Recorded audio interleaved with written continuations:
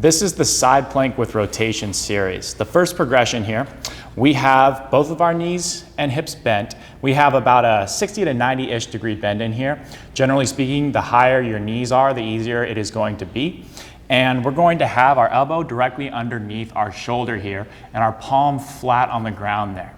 And just to start, all we're going to do is get our hips off of the ground, and we want to make sure that we have a nice rainbow right here.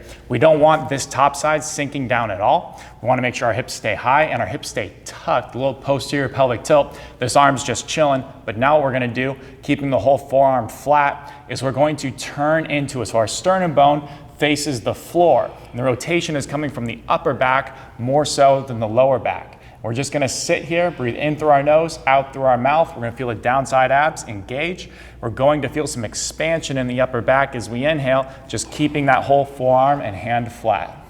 The next progression would be to extend this top leg and keep this leg bent at 90 degrees straight out in front of us and keeping the whole shin flat on the ground. And same thing applies. So now we're just gonna go up. Hand is on top, just chilling.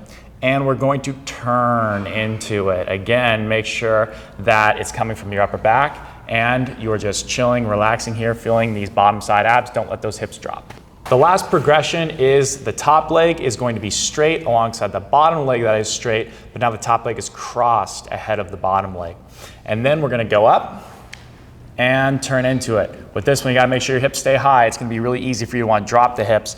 Make sure that you have a rainbow-ish curve on that bottom side. The most common mistake in this is that people will turn too much and they'll overemphasize it. And then here, you're just gonna end up torquing your back. It's not gonna feel very good. All we want is about a 45-degree turn. If you're starting at 0, about 45-ish degrees is gonna be good here. And you also want to maintain pressure through the floor on that forearm there. The other mistake we see is that people are going to over crank their head. So we don't want the rotation coming from the head. We want it coming from the thoracic upper back spine. So we got to make sure that that sternum turn is what's cueing this rotation here.